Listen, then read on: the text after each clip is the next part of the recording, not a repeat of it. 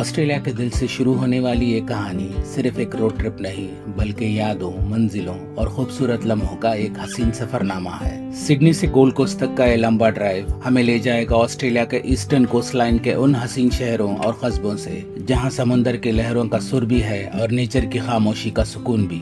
रास्ते में हम रुके न्यूकासल पर। सिडनी से लगभग 2 घंटे की ड्राइव पर न्यूकासल ऑस्ट्रेलिया का दूसरा सबसे पुराना शहर माना जाता है। कभी ये मुल्क की कोल माइनिंग कैपिटल हुआ करता था, लेकिन आज ये अपनी खूबसूरत बीचेस, ओशियन बाथ्स और लेड बैक लाइफस्टाइल के लिए मशहूर है। और फिर सफर हमें ले चलता है पोर्ट मैक्वायर की तरफ। जैसे जैसे हम नॉर्थ की तरफ बढ़ते हैं, रास्ते और भी हसीन होते जाते हैं।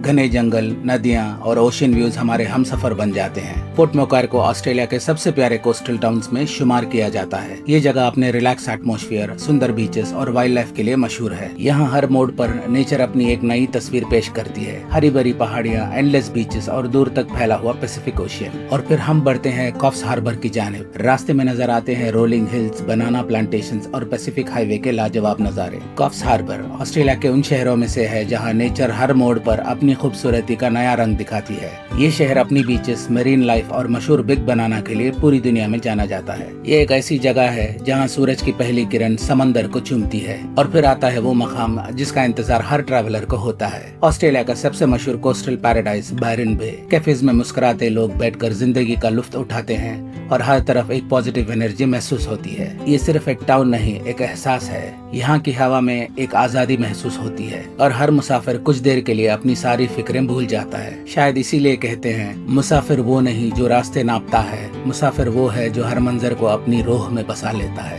सफर के इस हिस्से में हर तरफ एक पोस्टकार्ड जैसा मंजर नजर आता है। तो अगर आप भी ट्रैवल के दीवाने हैं, रोड ट्रिप्स पसंद करते हैं और दुनिया को एक मुसाफिर की नजर से देखना चाहते हैं, तो चलिए सिडनी से गोल्ड कोस्ट के सफर को शुरू से शुरू करते हैं।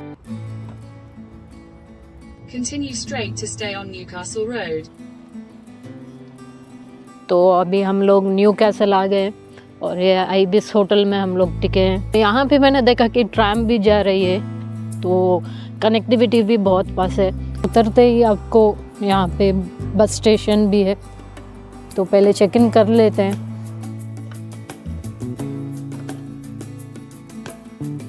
तो ये हमारा रूम है अभी इधर पे, और ये वॉशरूम भी है इधर पे। सबसे अच्छी बात ये है कि जो कार पार्क है, ये देखो हम लोग यहाँ से देख सकते हैं। भूख लग रही थी तो ये छोटा सा खाओ गली बोल सकते हैं यहाँ पे। अच्छा है। सुबह के बज गए 7।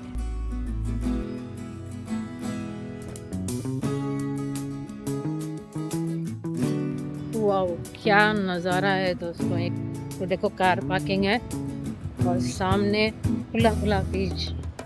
वाकई बहुत खूबसूरत सिटी बोल सकते हैं दोस्तों। क्या ग्रीनरी है, क्या फ्रेश है यहाँ पे। बहुत ही खूबसूरत नज़ारा है दोस्तों। ऑस्ट्रेलिया जैसे कि आप जानते हैं बीचेस के लिए बहुत ही फेमस है। पूरा न्यू कैसल का शहर यहाँ पे आपको दिख जाएगा।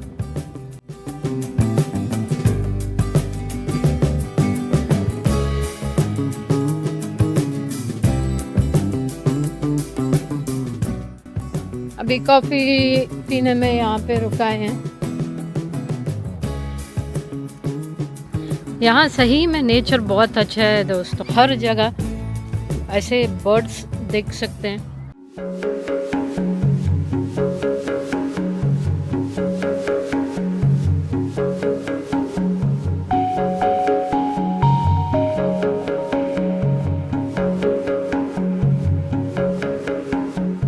अभी हम आए हैं पोर्ट मैक्वायर। न्यू कैसल से 3 घंटे का सफ़र करके आना पड़ता है, 200 किलोमीटर के ऊपर है। इधर पे हम लोग आए हैं अभी लाइट हाउस देखने। जैसे कि आप देख सकते हैं, हवा बहुत ज़्यादा है और एक छोटा सा शहर है टाउन जैसे। 3 सिस्टर्स सुना है, यहाँ पे 3 ब्रदर्स लिखा है।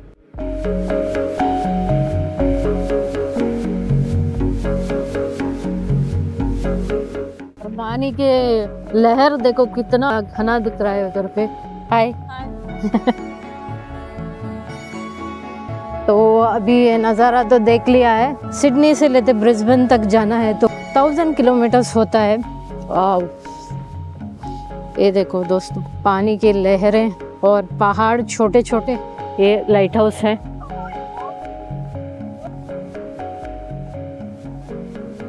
और ये देखो यहाँ पे बैठने के लिए भी जगह दी है। हवा ज़्यादा है दोस्तों यहाँ पे। ये लाइट हाउस है, छोटा सा है लेकिन अच्छा है। सो आगे चलते हैं। हवा की वजह से मेरा पूरा दुपट्टा निकल गया है। मैं अगर ये दुपट्टा छोड़ दूँ ना जाएगा, वैसे भी एकदम रुक भी नहीं रहा है। यहाँ तक नीचे जा सकते हैं और ऐसे आप चल के आ सकते हैं और इस साइड आप बीच चल के भी जा सकते हैं।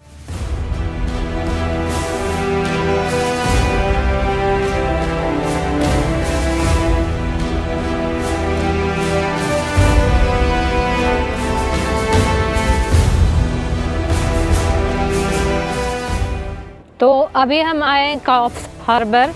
तो पोर्ट मकैल से इधर आने के लिए ऑलमोस्ट 2 घंटे लगते हैं। 150 या 160 किलोमीटर्स लगते हैं यहाँ पे आने के लिए। और यहाँ पे एक छोटा सा आइलैंड है, रिजर्व आइलैंड, उसका नाम शायद कुछ मटन कुछ है। चलो आगे चल के देखते हैं उधर पे क्या है। और इधर पे बहुत सारे रेस्टोरेंट्स वगैरह है, कॉफ़ी शॉप है।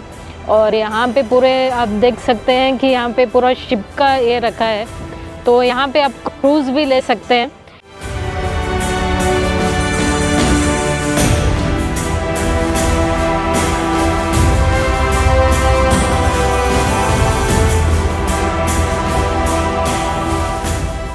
ये सब देख सकते हैं, डॉल्फिन वॉच, और ये वेल्स भी कभी कभार दिखाई देती है यहाँ पे। और आप स्कूबा डाइव भी जा सकते हो। तो देखो ये परिंदे कैसे परेशान कर रहे हैं लोगों को।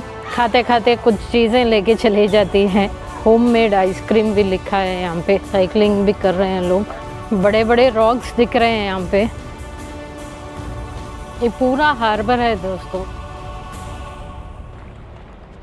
और यहाँ पे ऊपर जैसे कि मैंने आपको बताया था, इस साइड में साइकिलिंग वॉकिंग सारे लोग जाते हैं। प्लस उस साइड में भी एक छोटा सा आइलैंड है। कैन या हाय, thank you, bye.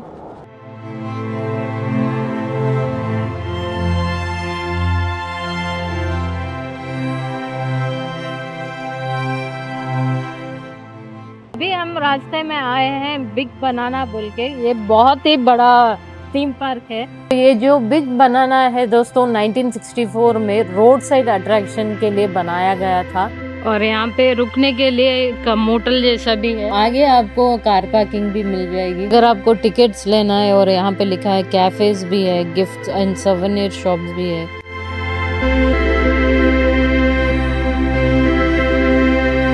Cough harbour के बाद अभी हम लोग पहुंचे हैं बेरन बे।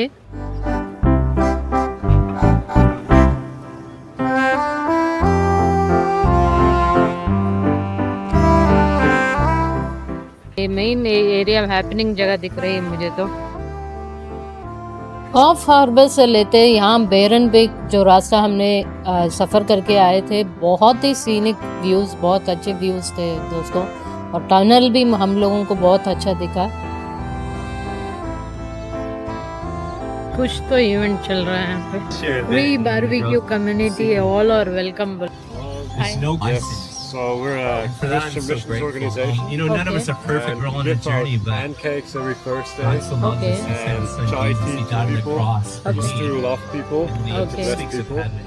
And we also give out free Bibles. And where are you from? I'm from India. Have a good day. Thank you. Sometimes we'll mess up. But the heart of the and we're saved by grace. And he's definitely alive. So the Bible says Jesus came for all the nations. He's John the Baptist. कितना peaceful जगह है, कितना peaceful community है यहाँ पे। यहाँ पे free foods भी बांट रहे थे। और ये अच्छी बात है कि दोस्तों यहाँ पे कम्युनिटीज होती है ना, ऐसे इवेंट्स करते जाते हैं। वाओ, चिड़ियाओं की आवाज़, फ्रेश एयर लो। शायद आपको इसमें दिखाई दे रहा है या नहीं दे रहा है, मुझे तो डिफरेंट वैरायटीज के पंछियाँ दिख रही है।